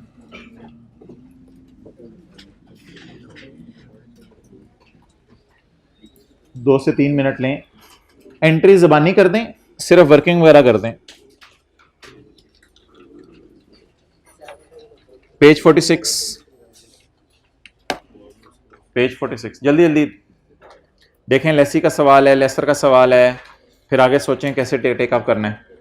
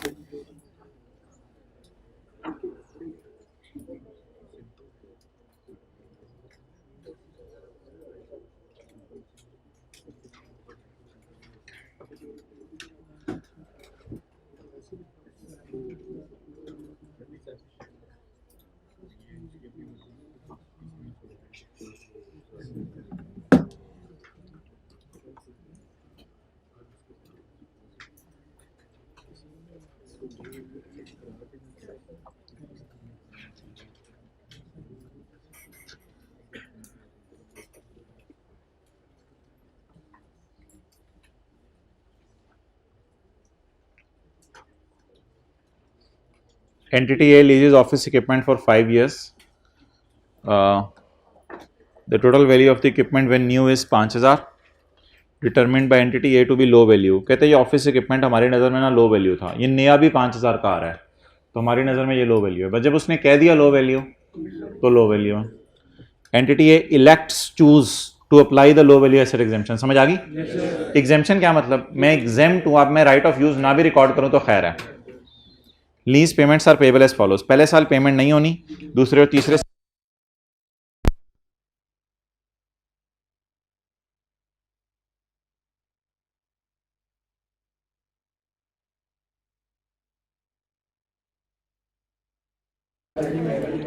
जी टोटल कितना हो गया? 6500। अच्छा जी, डिवाइडेड बाय ना, ये दीवानों की तरह 4 नहीं करना, असल में ये पीरियड्स 5 है ना, तो डिवाइडेड बाय 5, 1300। अब एंट्री जरा देखिएगा, एक पहले साल की rent payable debit cash credit 0 और rent expense debit payable credit 1300। 0 की एंट्री नहीं भी करेंगे तो कोई मसला नहीं, सॉल्यूशन में नहीं हुई भी मैं कर रहा हूं, वरना फिर वो कंसिस्टेंसी नहीं रहती, घर में समझ आने में मसला होता है। गया खर्च हुआ,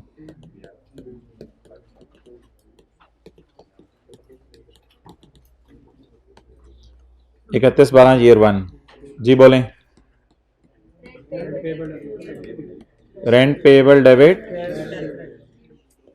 0, rent payable debit cash credit, rent expense debit payable credit, payable debit cash credit, expense debit payable credit, payable debit cash credit, expense debit payable credit. अच्छा इधर देखें, सोच के बताएं, खर्चा 1300 है, पे नहीं कर रहा मैं, पेबल में जाना चाहिए या एसेट में?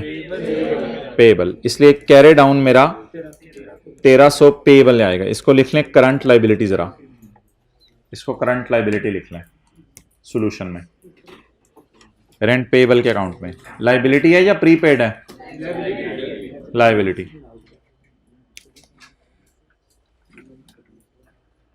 क्लियर? और आगे भी उसी तरह करंट लाइबिलिटी, करंट लाइबिलिटी सिर्फ 3 साल का अकाउंट समझने के लिए बनाया। अच्छा, इसका नोट वगैरह नहीं बनता कोई खास, शॉर्ट टर्म लीज और लो वैल्यू एसेट का। अगर कभी खुदा ना खास्ता पेपर में नोट आ जाए तो आप बस खर्चे को शो कर दीजिएगा नोट में, खर्चे को 1300 को। ये तो P&L ही बन गया ना, खर्च। नोट क्या बना? Note, note for the year होते हैं, एज ऑन नहीं होता, for the year, year 1 year 2 1300 1300। Maturity analysis कोई नहीं, बस एक्सपेंस जो P&L में जाना है ना वही यहां चले जाना है। तो नोट बनाने की जरूरत नहीं, P&L के फेस पे वैसे ही नोट बन जाता है, इसलिए नोट मांगने का कोई चांस नहीं है इसके।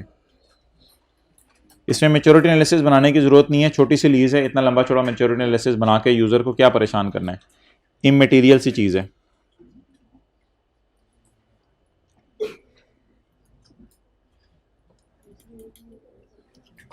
अच्छा जी,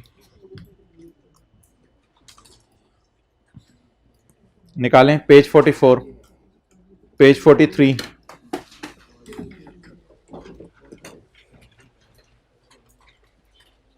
recognition in case of lessee only, कौन सी approach? Simplified approach. Choice, a lessee may elect, choice not to apply the requirements to record and measure the right of use and कौन सी सूरत में? अगर शॉर्ट टर्म लीज है और asset कौन सा है? Low value.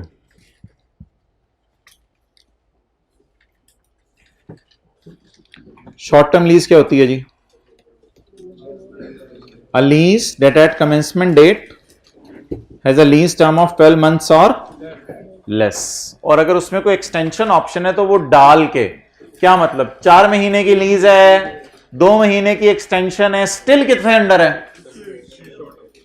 स्टिल 12 महीने से कम है ना, तो ये कौन सी लीज होगी? Short term lease. यार ये पेज है 43 44।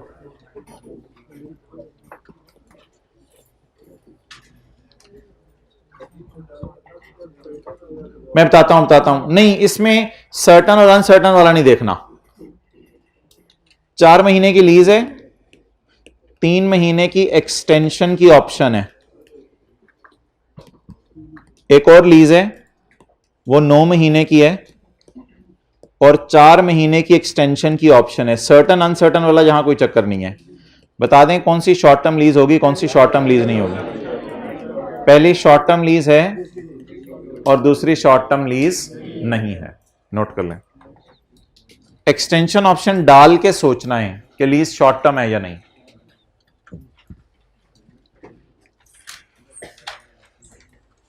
ये दो लीजेस मैंने आपके सामने शो कर दी, लीज 1, लीज 2। ये पेज 44 के टॉप पे लिख लो।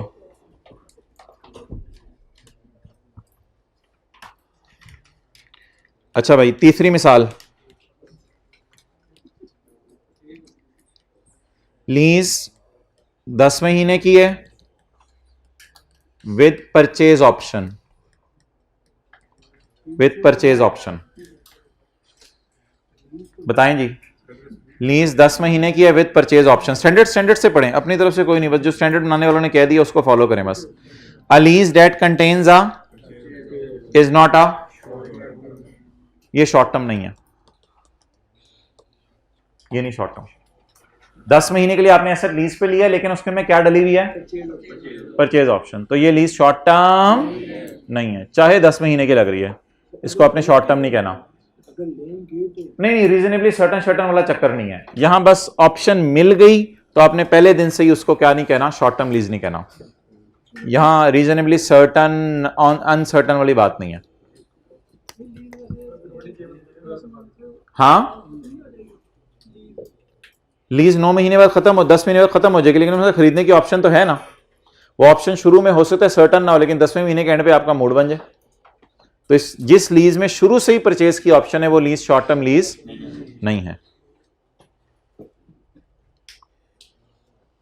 The choice of applying the simplified approach must be made by class of underlying asset.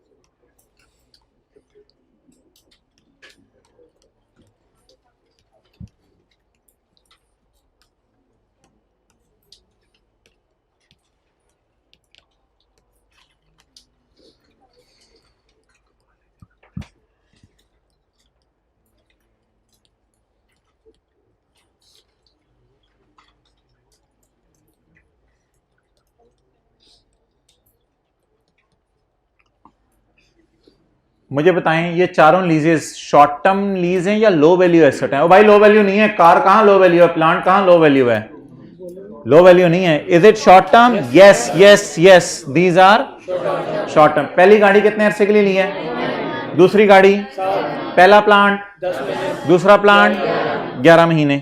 अच्छा, अब भाईजान आपने सोचा कि मैं गाड़ी को रख लूं शॉर्ट टर्म लीज वाले मॉडल पे, स्टैंडर्ड कहता है आपको फिर इसे भी रखना पड़ेगा। अगर आपने डिसीजन लिया तो पूरी क्लास के बारे में लेना, और हो सकता है प्लांट के बारे में आपने सोचा मैं इसे शॉर्ट टर्म लीज में ना डालूं और मैं इसको सिंपल पे रख लूं। अब जरा देखते रहिएगा और मेरी बात को तसल्ली से समझना है। जब मैंने डिसाइड कर लिया कि मैंने प्लांट के ऊपर इस वाली गाड़ी पे शॉर्ट टर्म लीज लगाना है, तो मैं मजबूर हूं कि मुझे इस पे भी क्या लगाना पड़ेगा, लेकिन मैं ये मजबूर नहीं हूं कि फिर मैं प्लांट पे भी शॉर्ट टर्म लीज लगाऊं। हां, अगर प्लांट में, इस प्लांट में मैंने सोच लिया शॉर्ट टर्म लीज लगानी है तो मजबूर हो जाऊंगा इस पे भी लगानी है। लेकिन अगर मैं ये सोचूं कि गाड़ी पे शॉर्ट टर्म लीज लगानी है तो इसका मतलब ये नहीं कि प्लांट पे भी शॉर्ट टर्म लीज लगानी है। तो अगर मैं इसके लिए शॉर्ट टर्म लीज लगाऊंगा तो इसके लिए भी शॉर्ट टर्म लीज लगाऊंगा, और मेरा दिल चाहेगा तो इनको दोनों में शॉर्ट टर्म लीज नहीं लगाऊंगा, बल्कि किस मॉडल पे रखूंगा। तो पता ये चला कि गाड़ियों में से एक गाड़ी पे भी शॉर्ट टर्म लीज लगा दी आपने, तो सारी वो गाड़ियां जो 12 महीने से कम के लिए हैं, सारी गाड़ियां नहीं, सारी वो गाड़ियां जो 12 महीने से, उनको किस मॉडल पे रखो, फिर शॉर्ट टर्म लीज पे। कंसिस्टेंसी कहते हैं इसको, कंसिस्टेंसी।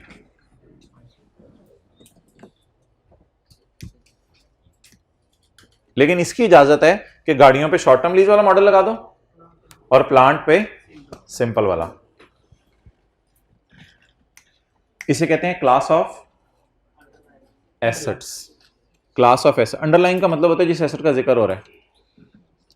ये अलग क्लास है, आपको पता है गाड़ियों की क्लास ही अलग है और प्लांटों की क्लास अलग हो रही है। ह्यूमन बीइंग्स, सोशल एनिमल, नहीं नहीं ह्यूमन बीइंग, अच्छे बच्चे।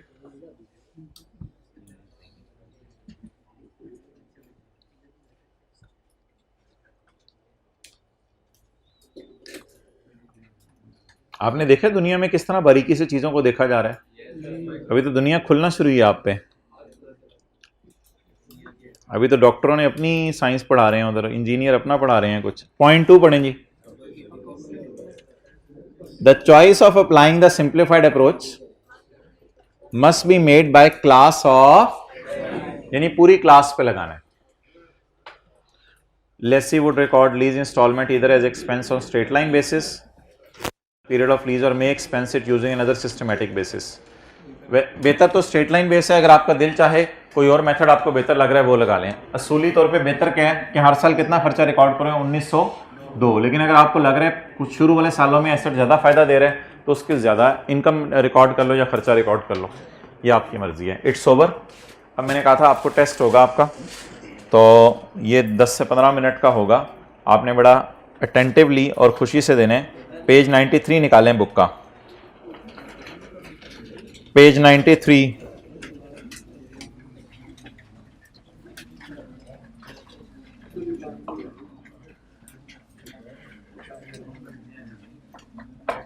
रजिस्टर खोल लें।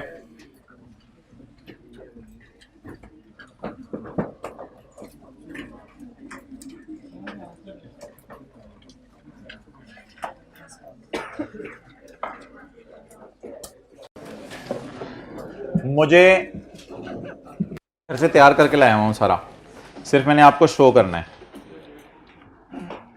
मुझे नहीं पता कि ये सवाल लेसर का है, मुझे नहीं पता कि ये सवाल लेसी का है। मैं आपसे सिर्फ 2 चीज़ें पूछने लगा हूं, आपने मुझे वो 2 चीज़ें बतानी हैं। हम रजिस्टर पे लिखेंगे पेज 93। रजिस्टर पे क्या लिखेंगे? पेज 93। ईयर एंड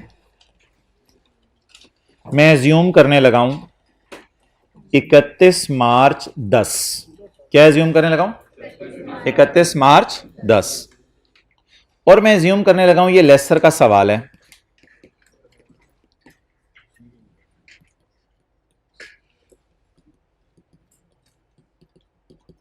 चलें जी, ये 2 फिगर्स आप मुझे निकाल के दे दें। चलें जी।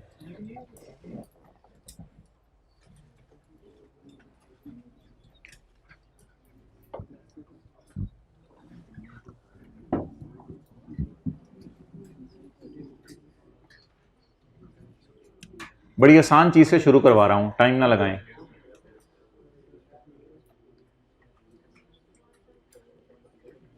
शुक्र है ईयर एंड और लीज ईयर एंड बराबर है। कुछ भी नहीं है, फिर जल्दी करें। असल में ना मैच्योरिटी एनालिसिस में इंशाल्लाह मुझे है कि आप लोग परेशान नहीं होंगे पेपर में। लीज लाइबिलिटी में भी टेंशन नहीं होगी, हमारे साल की पेमेंट के नीचे लाइन लगा दें। फड्डा पड़ते जाके इंटरेस्ट इनकम और इंटरेस्ट रिसीवेबल में।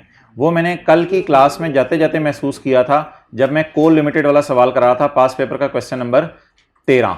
तो उस फड्डे की वजह से अब ये 15-20 मिनट का आज हम पॉज ले रहे हैं और सारा टॉपिक रोक रहे हैं और यहाँ पे खड़े होकर जरा पिछला रिवाइज करने लगे हैं।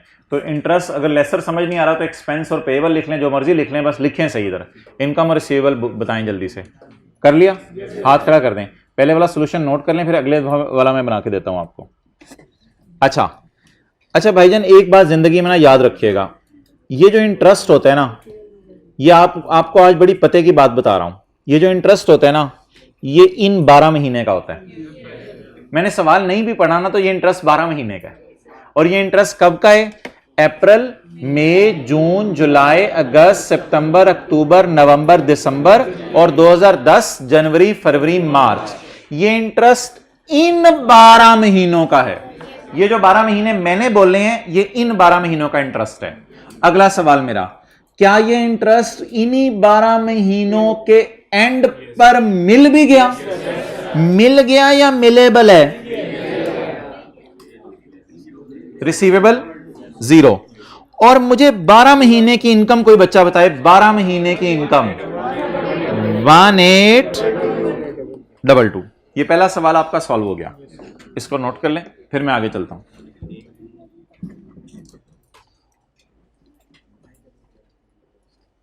डन।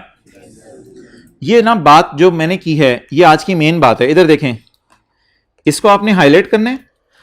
इन 12 महीनों का ये इंटरेस्ट है,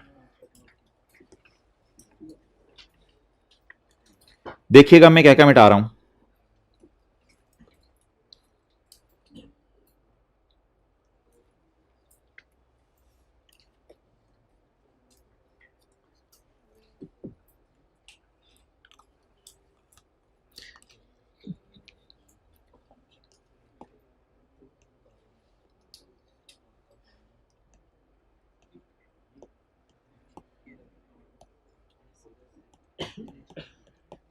चलें जी, जल्दी करें। नहीं नहीं नहीं नहीं, लाइन क्यों लगानी है यार, लाइन वाली चीजें मैंने पूछी नहीं। लेट एवरीवन डू, सबने पैसे दिए हुए हैं।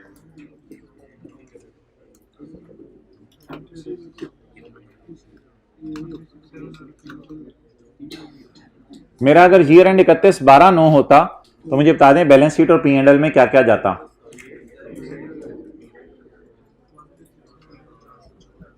मजा आ रहा है ना?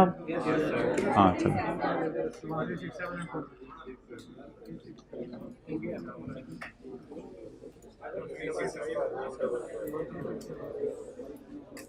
यार सारी बातों को डस्टबिन में फेंकें, ये इंटरेस्ट बताएं किन 12 महीनों का?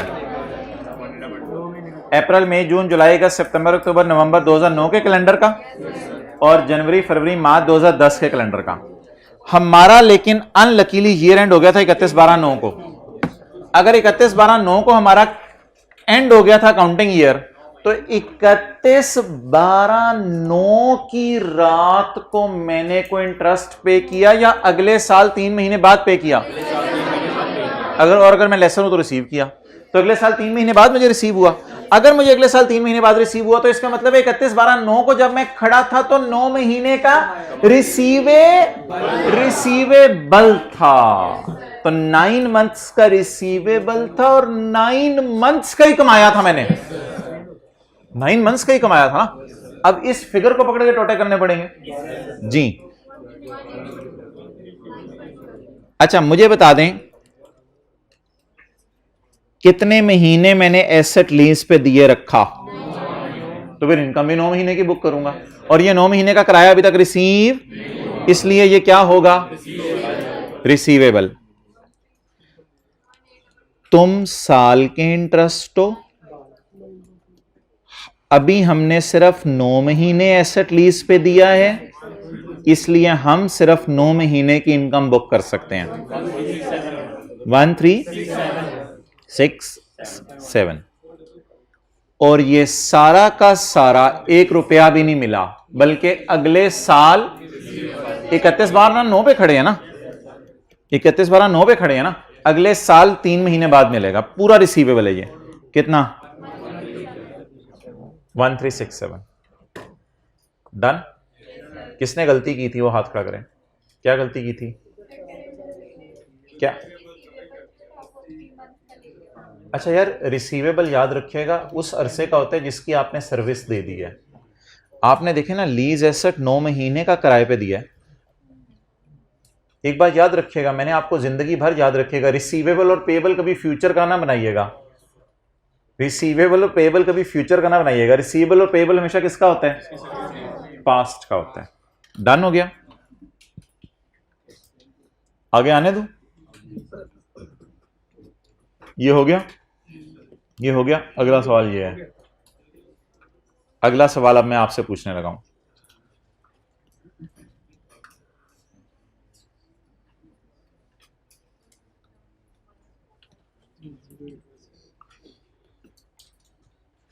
ये जी अगला सवाल है,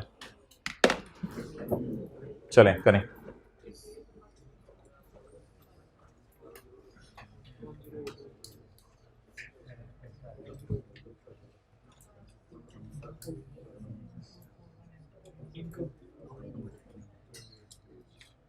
और भाइयों जो आप P&L में लेके जा रहे हैं ना, उसके अलावा वाला नीचे वाला सारा अनअर्न्ड होता है। ये नोट के लिए बता रहा हूं।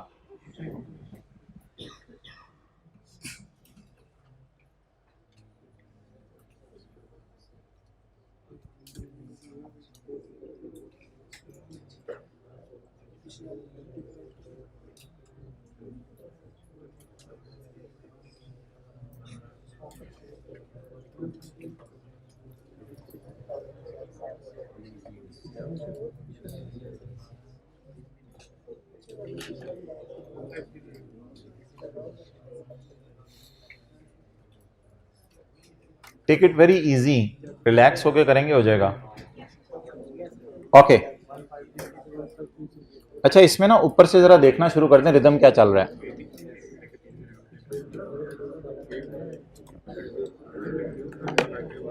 ये 9 के कैलेंडर के 9 महीने का इंटरेस्ट है और 10 के कैलेंडर के 3 महीने का इंटरेस्ट है।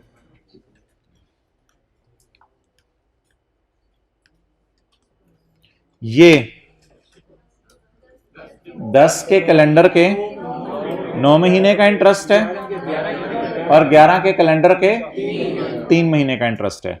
मुझे बताएं, पहली तो बात है, लीज इस साल शुरू हुई है या पहले की शुरू हुई है? तो 31/12/10 में पूरे साल का इंटरेस्ट बुक करना है, मैंने पूरे साल का इंटरेस्ट बुक करना है। अब मुझे चाहिए 31 दिसंबर 10 का इंटरेस्ट। 31 दिसंबर जो 10 का इंटरेस्ट है वो मेरा जो है वो कैसे निकलेगा? 31 दिसंबर 10 का इंटरेस्ट निकलवाएं जी। किस फिगर को किससे मल्टीप्लाई करूं? 1822 को तो मैं 10 में तो 3 महीने है ना, तो 1822 को किससे मल्टीप्लाई करूं? 3/12 से। ये मेरे किस किस महीने का इंटरेस्ट निकल आएगा? ये मेरे इस साल के जनवरी फरवरी मार्च का निकल आएगा। अब मुझे कौन सा चाहिए बोलें?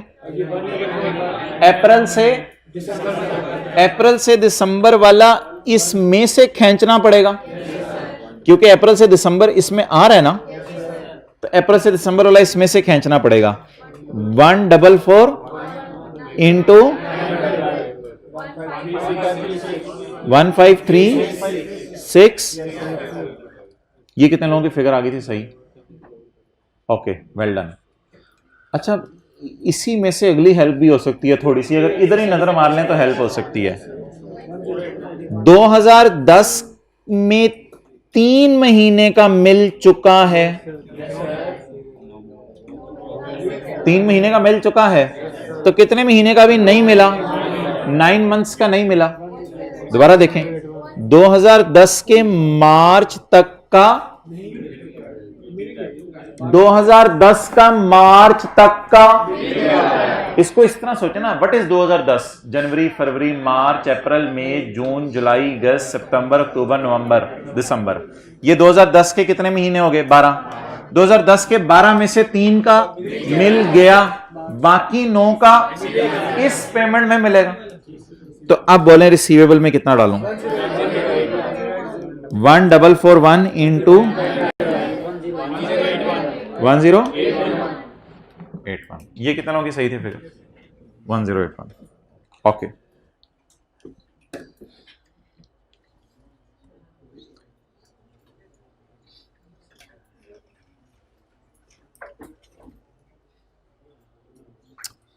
ये पेज 104, पेज 104।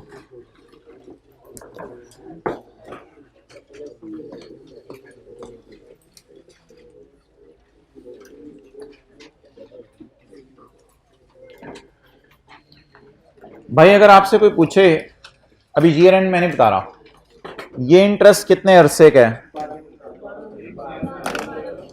ये इंटरेस्ट कितने अरसे का है? ये 2001 के कैलेंडर के 6 महीने के और 2002 के कैलेंडर के पहले 6 महीने का। तो ये 12 महीने का इंटरेस्ट गालिबन 13वें महीने के पहले दिन मिल रहा है, कुछ ऐसी स्टोरी है। 12 महीने का इंटरेस्ट 13वें के पहले दिन मिल रहा है।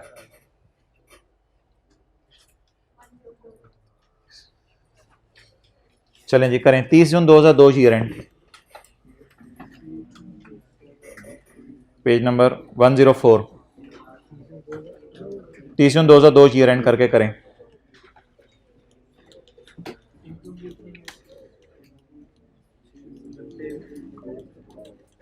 तीस 2002 P&L में इंटरेस्ट इनकम और बैलेंस शीट में करंट एसेट्स में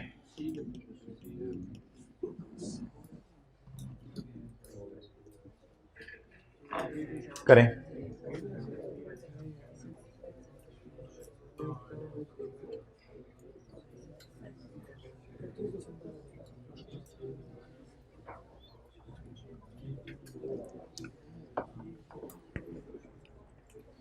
क्या आप एग्री करते हैं कि जुलाई 2001 से लेकर 30 जून 2 तक का इंटरेस्ट ये है? मिला कब मुझे नहीं पता, ये है। तो इसका मतलब है हमारे साल का तो यही है। ये 30 जून 2 और ये 30 जून 2, ये तो मैच कर गए, मैच कर गया ना। तो जुलाई 2001 से 30 जून 2002, तो ये पूरा इनकम में जाना चाहिए। इनकम में तो ये पूरा जाएगा। कितना? 32। अगला सवाल ये है, क्या 30 जून 2 की रात को मिल गया या अगले दिन सुबह मिला? तो अगर आप वापडा को जून का बिल जुलाई में दें तो वापडा वाले जून को इसको रिसीवेबल में डालेंगे, तो जून तक का अगले साल मिला। मक्खी एग्जैक्ट बैठी थी इस पे। जून का किस साल मिला? तो बताएं, मिला या मिलेबल? मिलेबल। तो किस में डालूं? रिसीवेबल।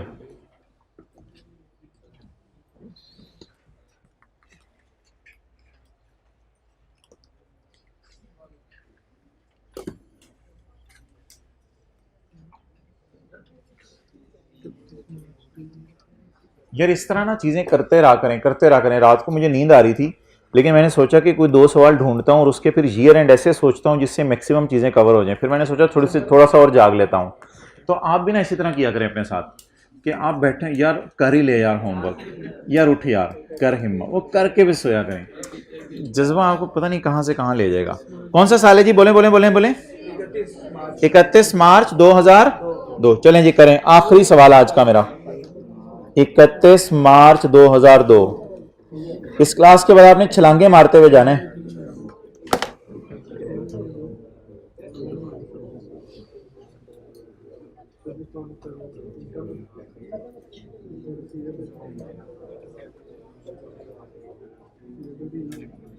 भाईजान सेब खुद नहीं गिरेगा दरख्त से, उतारना पड़ेगा। जल्दी करें।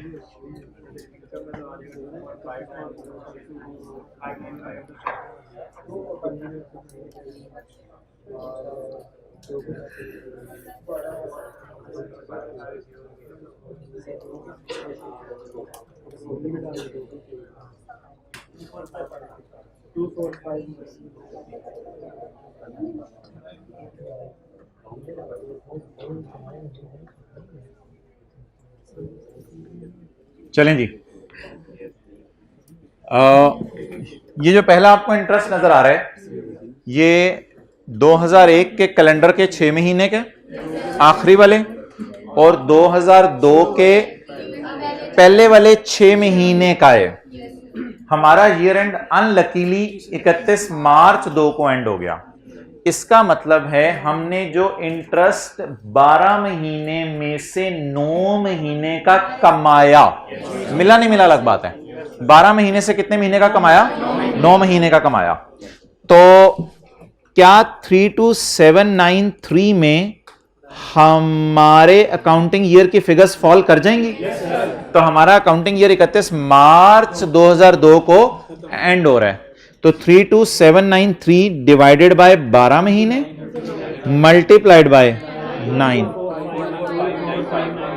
24595। अच्छा, क्या 31 मार्च 2 के 9 महीने का इंटरेस्ट 31 मार्च 2 को मिल रहे हैं या जून जुलाई 31 मार्च को मिल रहे हैं या अप्रैल मई जून जुलाई में मिल रहा है? इसका मतलब है ये 9 के 9 महीने का रिसीवेबल और अगले साल के 3 महीने का इकट्ठा इस दिन रिसीव होगा। इसका मतलब है हमारे ईयर एंड पे तो ये पूरा का पूरा क्या था? रिसीवेबल 24595। अच्छा, कितने हजरात के सारे सही थे? अच्छा, सारे सही थे, ठीक है। होमवर्क के अंदर आपने सवाल एक छोटा सा करना है, प्रैक्टिस के क्वेश्चंस में आ जाए। भाई अब्दुल्ला राजपूत को बुला दो उधर से।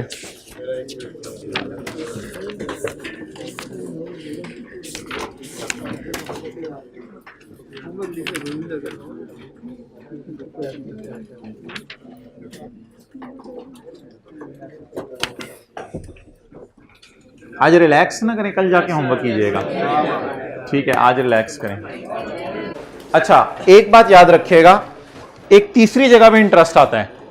मैंने आपसे बात कर दी है, वैसे तीसरी जगह भी आता है। एक P&L में जाता है, एक बैलेंस शीट में जाता है, एक नोट में जाता है। नोट में क्या जाने, जितना ये अर्न्ड में डाल दिया ना आपने, उसके अलावा नीचे जितना पड़ा हुआ है वो सारा किस में चला जाना है? अनअर्न्ड में चला जाना है।